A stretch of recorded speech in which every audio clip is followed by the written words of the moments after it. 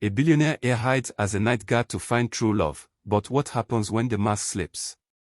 Hello family, enjoy this relaxing moment with AfriTales 38. Remember to subscribe and share your thoughts in the comment section and generously hit the like button because it means a lot to us. Please relax and enjoy as we dive in the story. The Masked Heir. The air was thick with the hum of Lagos nightlife, luxury cars gliding by, perfume-laced laughter rising from high-end clubs, and the ceaseless strum of a city that never slept. But amidst the gleam of glass towers and the opulence of gated estates, 28-year-old Nathaniel Ezeonu was about to do something unthinkable.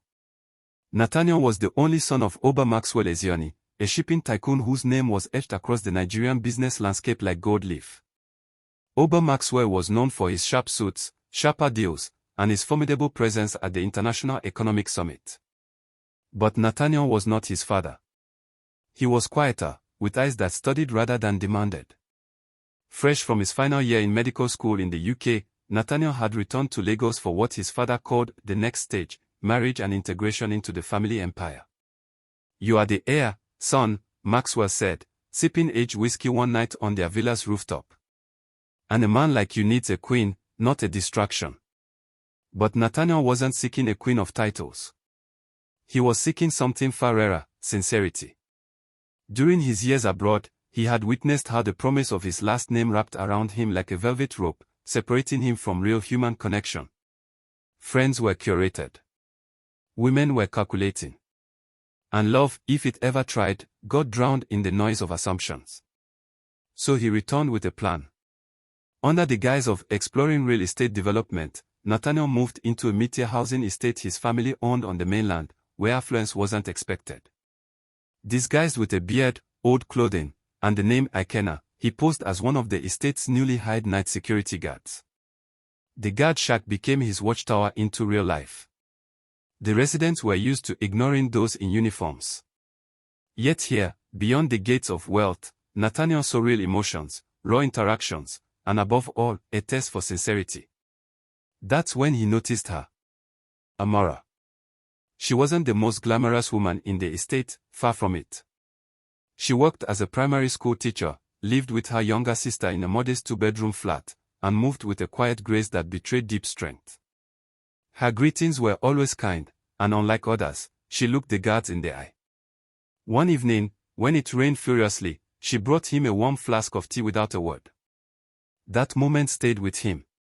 Then there was Vanessa. Beautiful, sharp-tongued, and always dressed to impress. Vanessa lived across from Amara and worked as a boutique owner in Lekki. Her presence was like cologne, immediate, intoxicating, and impossible to ignore.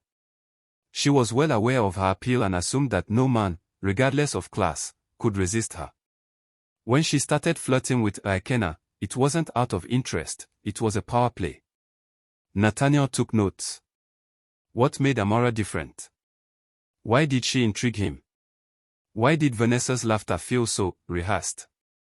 One evening, his father called. "Any progress?" Maxwell asked. "Some," Nathaniel replied cryptically. "I hope this stunt of yours has an endgame. You can't stay hidden forever." "I'll know when the time is right," Nathaniel said. And just like that, the stakes rose. The deeper Nathaniel immersed himself in this life, the more blurred his boundaries became. He began to bond with other workers, heard their stories, and experienced a version of Nigeria far removed from his ivory tower. The facade of privilege cracked, revealing a man who now felt both empowered and conflicted. Then came the incident that would shake everything. One Saturday afternoon, a minor electrical fire broke out in the estate's transformer. Panic spread. Most residents ran indoors. But Amara, in her simple white blouse and jeans, ran toward the danger, calling for help and helping evacuate an elderly tenant. Nathaniel, too, jumped in, his training as a medical student kicking in. Together, they aided a minor injury and ensured no lives were lost. Later that evening, while bandaging her hand from a mild burn, Nathaniel looked at her and asked, "Why did you help?" She shrugged. "Because someone had to. Titles don't matter in a crisis. Character does." Those words struck him like lightning. That night, Vanessa invited him to a party. You don't look like most guards, she teased. There's something about you. Come, let's talk where real people do. He declined. Vanessa, slighted, began to dig. She called in favors, asked questions. And one day, she caught him in a slip, a momentary use of Harvard in casual conversation that didn't fit his cover story. And just like that, the game turned dangerous. Nathaniel knew he was running out of time. He had seen kindness. He had seen pride. But now, the walls were closing in, and the reveal was approaching. As the estate's annual tenants meeting approached, a gathering his father would traditionally attend, Nathaniel realized he had a choice. Continue the lie and risk Amora discovering the truth the wrong way.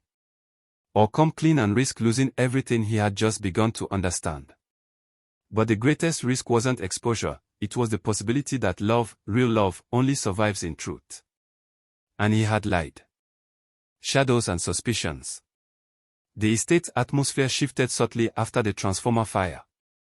Whispers of Nathaniel's bravery, still under the guise of Ikena, passed from tenant to tenant. Yet, no one knew the man behind the name. Some called him too sharp for a guard, while others dismissed it as luck. But two people were watching closely, Amora and Vanessa, though for entirely different reasons. Vanessa's instincts, honed by years of navigating Lagos elite, screamed that Ikena was not who he claimed to be. Guards didn't use terms like vascular constriction when tending to burns. They didn't quote foreign authors offhandedly or have the posture of someone raised among privilege. She became obsessed, not with his heart, but with his secrets. Amora, on the other hand, noticed something subtler. It was the way Ikena, Nathaniel, watched people. Not with judgment or disinterest, but with intent, like a man trying to understand rather than assume. She appreciated that. In a city where appearances dictated everything, Ikena seemed to be searching for something deeper. It both intrigued and confused her.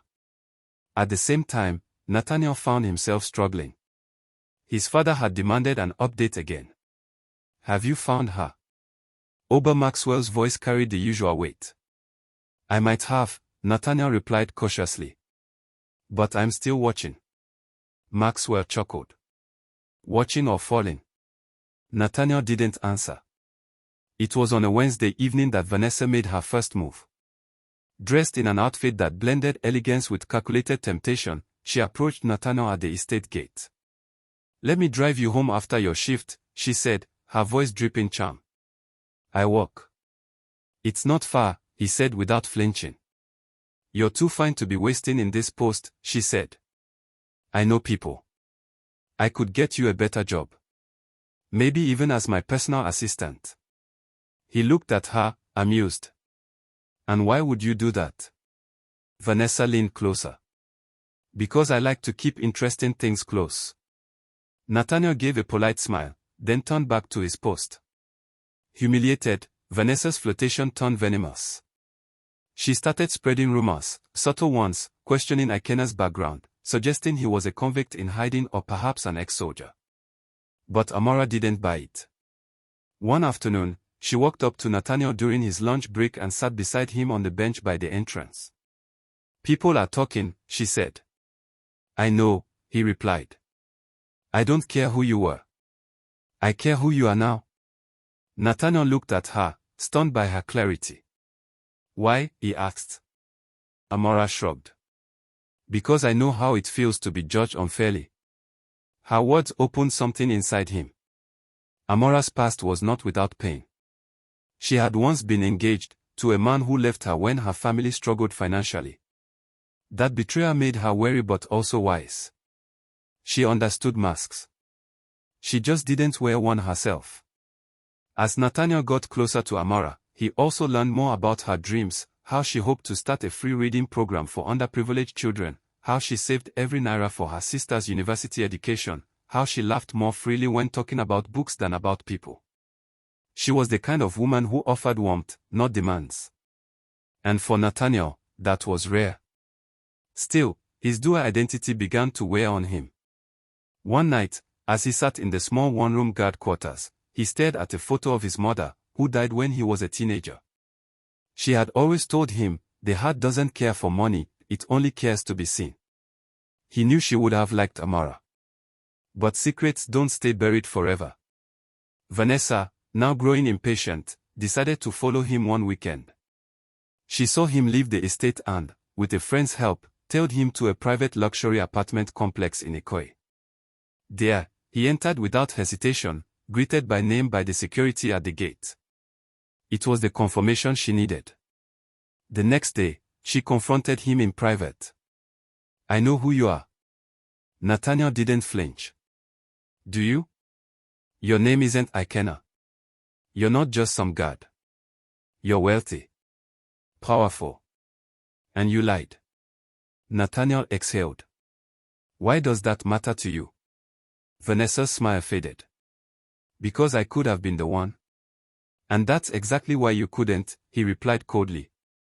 Furious, Vanessa gave him an ultimatum: come clean publicly or she would do it for him. But he knew exposing the truth prematurely would betray Amora's trust and his own mission. So, he acted first. A week later, the estate held a community appreciation day, and the Ezioni Foundation, under the guise of philanthropy, sponsored a surprise visit. Oba Maxwell, clean-shaven and towering, arrived in style, flanked by associates and press. The estate buzzed with curiosity. When Maxwell took the stage to give a donation, he turned and asked for his son to join him. To everyone's astonishment, Ikenna walked forward. Or rather, Nathaniel did. Gasps rose. Phones clicked. Murmurs followed. Amora stood, frozen. Vanessa's smirk returned. Nathaniel took the microphone, looked around, and said simply, "I am Nathaniel Ezioni. And I came here not to hide, but to see." He paused, eyes locking with Amora's. "To see who people are when the world isn't watching." He looked at Vanessa. Some people passed that test. Others failed. The event ended in polite claps and forced smiles, but the real fallout began afterward. Amora walked away. Nathaniel caught up with her near the community hall. "Amora, please."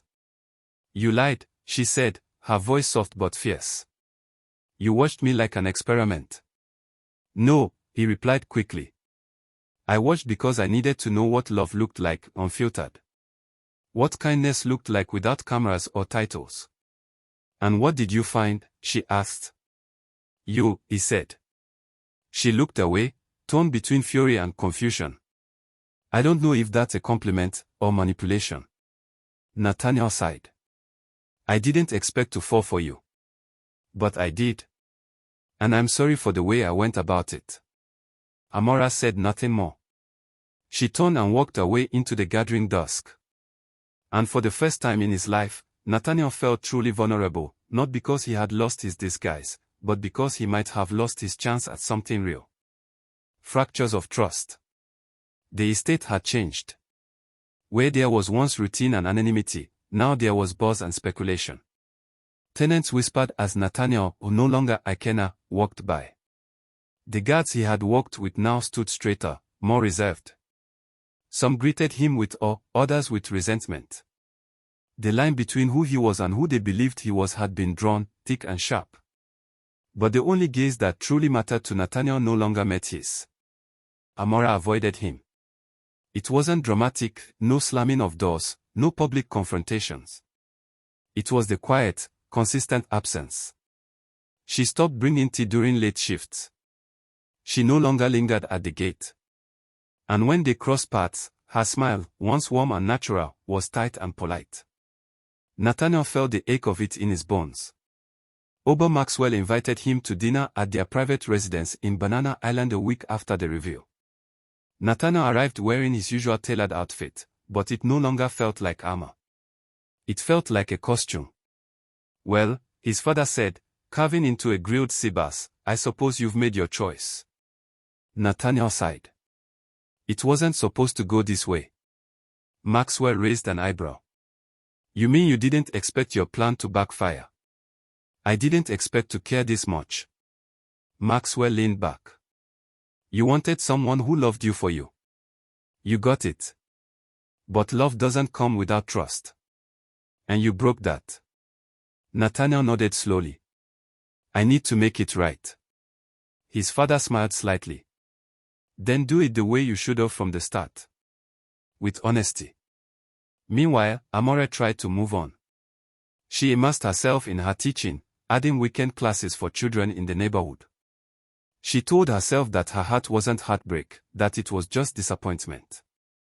But at night, the memories surfaced. Nathaniel, helping repair a broken swing in the park. Nathaniel, quoting Chimamanda Ngozi Adichie. Nathaniel, looking at her like she was more than enough. She had trusted Ikenna because he didn't come with the weight of expectation. He had seemed real. And now? He was just another man with a mask. Her younger sister, Ife, tried to comfort her. He might have lied about his name, she said, but you can't fake the way someone looks at you.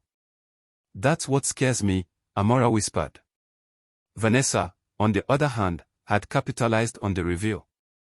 She proudly told everyone she had known all along, spinning stories of how Nathaniel had confided in her, how she had protected his secret. She started dressing more extravagantly, even hinting at being in talks for a fashion sponsorship through the Ezioni Foundation, lies designed to preserve power. But the estate wasn't buying it. People noticed the shift in her tone, the desperation behind her curated appearances. And when she attempted to invite Nathaniel to an estate gala as her guest, he declined, publicly. I'm attending alone, he said, loud enough for a few heads to turn. Vanessa was humiliated again. Her downfall was no longer whispered, it was watched. As the gala approached, Nathaniel made a plan. He would speak to Amora one final time, not as Ikenna, not as Nathaniel Ezioni the heir, but as himself. A man with flaws, regrets, and love. On the night of the event, the estate's community center had been transformed into a shimmering affair of fairy lights and soft jazz. Residents mingled in formal attire, many excited to share a space with the Ezioni heir. Nathaniel, in a classic black tuxedo, scanned the room. Amora arrived late. She wore a deep green dress, elegant and simple, her natural hair pulled into a soft bun. The crowd parted slightly as she entered, but her eyes searched only for one person. Nathaniel approached her slowly. Can we talk? He asked. She nodded, once. They stepped outside to the balcony, the city lights painting the skyline beyond. I came here tonight, Nathaniel began, not to win you back. I came to give you the one thing I should have given you from the start, the truth. Amora stayed quiet. My mother died when I was 15. After that, everything became about legacy and image. My father did his best. But somewhere along the line, I stopped trusting what people felt for me. Everything came with conditions, especially love. He paused, breathing deeply. I didn't mean to manipulate you. I wanted to see who you were without the filters. But in doing so, I forgot that love isn't a game. It's not earned by testing someone. It's given. Freely. Amora looked at him, her eyes soft but unreadable. I don't hate you, Nathaniel, she said. But you didn't just lie to me. You watched me, judged me, tested me, without ever trusting me to make a choice. He nodded. You're right. They stood in silence. I want you to know, he said quietly, that everything I felt, the laughter, the late-night talks, the moments we shared, those were real. And I will spend as long as it takes proving that I'm not just a man with money. I'm a man who saw you. And fell. Amora's eyes glistened slightly. I need time, she said. I wait, he replied. As she walked back into the gala, Nathaniel remained on the balcony, watching the skyline. For once, he wasn't trying to predict the ending. He was learning to live in the honesty of the moment. And for the first time, that was enough. Grace in the waiting. Weeks passed. The buzz of the gala had faded, but the ripples of Nathaniel's confession remained. The estate slowly returned to its rhythm, school runs, evening strolls, the soft hum of generators filling the night air. Yet beneath the calm surface, change stirred. Nathaniel had moved out of the estate, back to his apartment in Ekoi. But he didn't return to the comfort of luxury the way one dives into a warm pool. He felt displaced. Hollow. His penthouse, once a symbol of status, now felt more like a cage made of glass and silence. But he didn't wallow. Instead, he acted. He remembered Amora's dream, the reading initiative for underprivileged children. Using his family's foundation, he quietly began the process of funding a literacy center within the estate. No press. No announcement.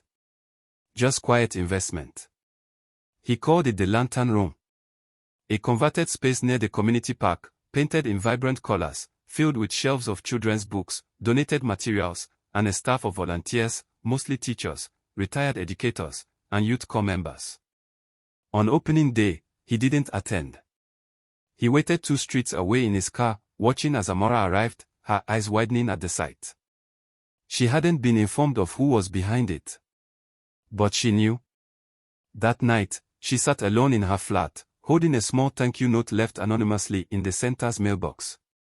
For the woman who carries light, even when the world offers shadows. Tears fell freely for the first time in weeks. Meanwhile, Vanessa's influence continued to deteriorate. Her lies about being connected to Nathaniel had caught up with her. When questioned by reporters following the gala, she had hinted at private meetings with the Ezionis. Maxwell's PR team issued a direct statement denying any affiliation. And just like that, Vanessa became a cautionary tale of how ambition without character collapses on itself. She left the estate not long after, moved in with a cousin in Victoria Island. Her boutique suffered. Her brand lost credibility. But what hurt most was that the spotlight she had craved now avoided her entirely. For Nathaniel, life became about rebuilding. He took up volunteer work at a community clinic in Surrey twice a week, away from headlines, away from legacy. His time as Ikena had shown him that healing people wasn't just about prescriptions. Sometimes, it was about listening. And slowly, word began to spread. Not about his name, but about his presence. His sincerity. Still, there was no word from Amora. Until one afternoon. She stood outside the clinic, her green dress fluttering in the breeze. Nathaniel saw her through the window and froze mid-sentence while speaking to a patient. "Excuse me," he muttered and rushed out. She turned at the sound of the door. "Hi," she said simply. "Hi." They stood facing each other, the sounds of Lagos life fading into the background. "I saw the Lantern Room," she began. He nodded. "It's beautiful." "I hoped it would be," he said. There was a pause. "You never put your name on it," she noted. "Because it wasn't about me." Another silence, this one more comfortable. "I'm not here to fall into your arms," she said, her voice calm.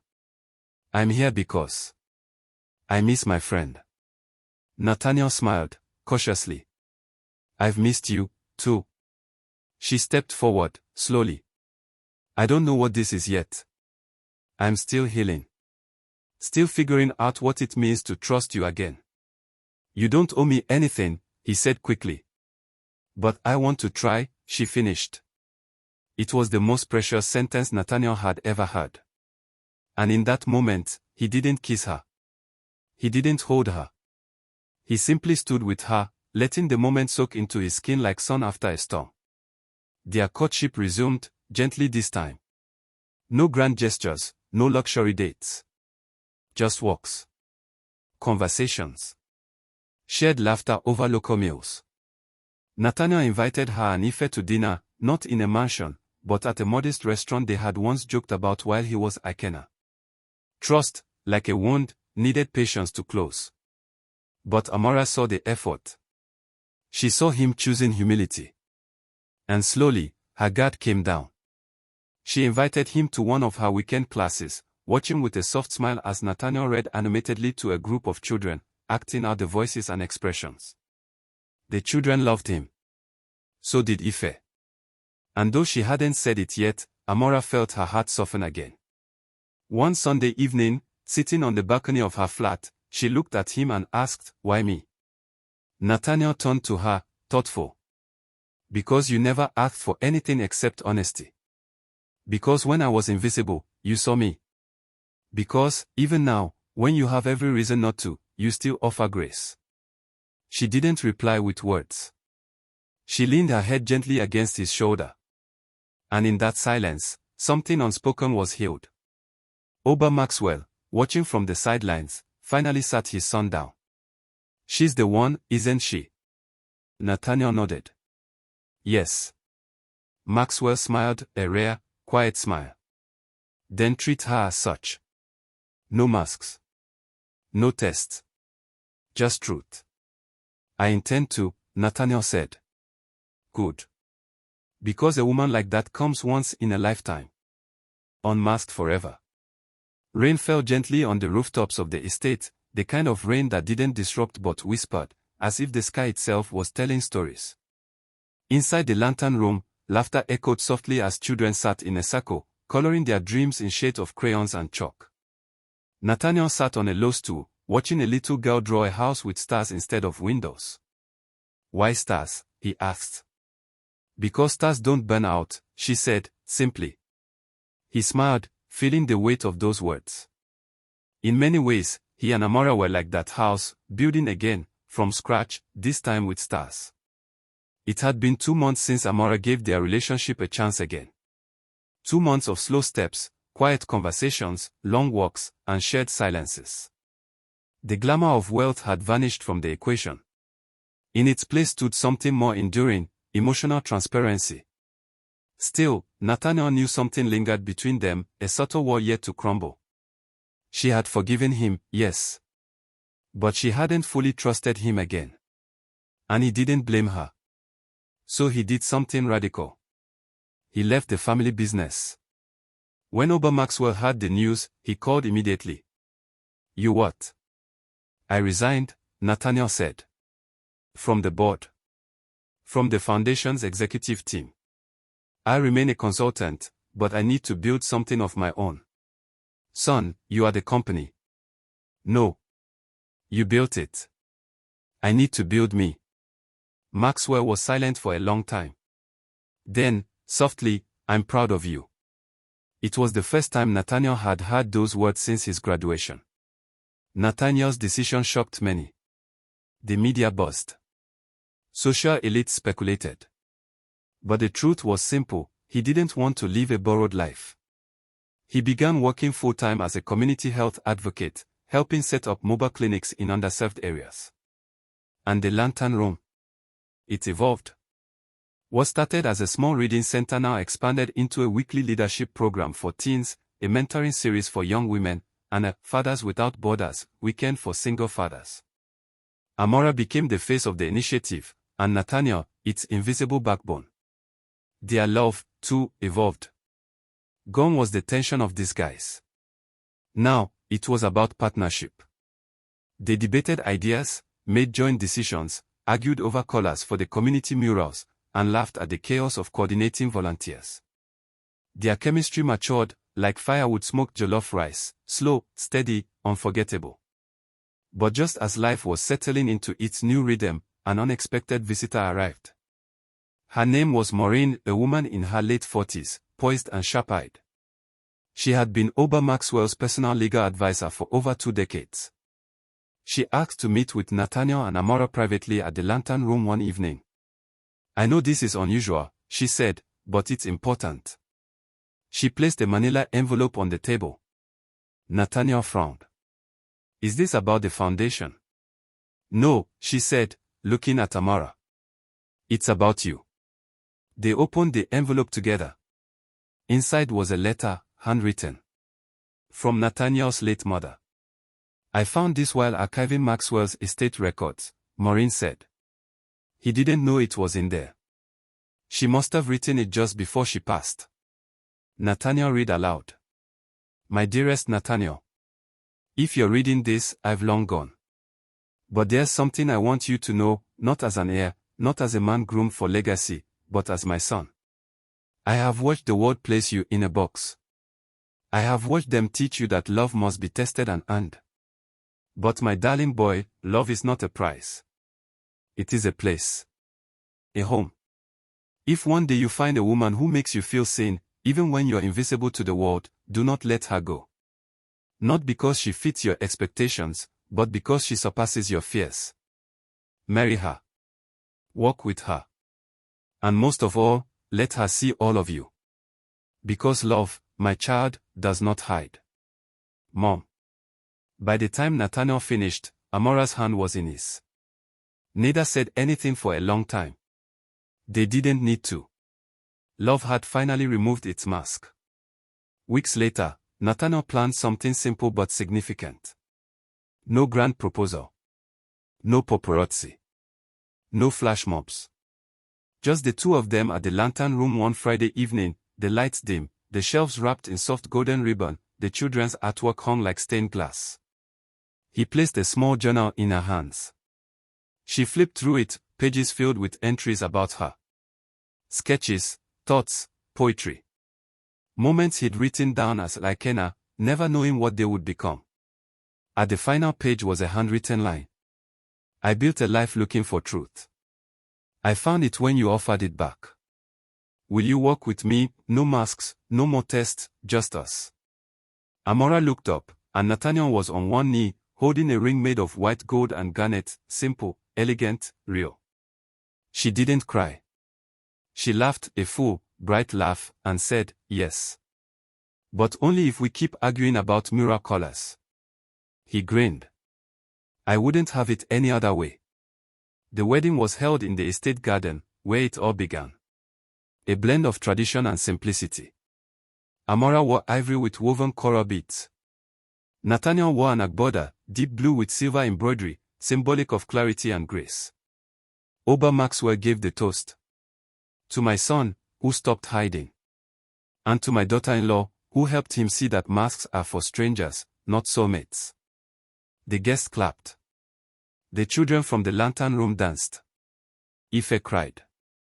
Vanessa, notably absent, had sent a quiet note of apology months earlier, a step toward growth, however small. But none of that mattered now. Because Amora and Nathaniel, finally unmasked, unburdened, and unafraid, had chosen something greater than legacy. They had chosen each other. The lantern and the flame. Years passed. The estate evolved. The lantern room became part of a citywide network. Amora ran a non-profit focused on educational equity. Nathaniel continued to work in community healthcare, often alongside her. They lived not in a mansion, but in a modest home nearby, filled with books, laughter, and the occasional chalk-drawn artwork on the kitchen wall. Their first child, a girl named Kizoba, asked one night, "Daddy, were you really a god?" Nathaniel chuckled. Yes. And no. Amora leaned in. He was a man searching for something. And he found it. Kizoba smiled. You? Us, Amora corrected. He found us. Outside, the lanterns around the reading center flickered in the dusk. And somewhere deep in the soul of the estate, a story once wrapped in secrecy now stood tall, proud, and glowing. Unmasked. Forever. Thanks for watching, and please don't forget to subscribe and share.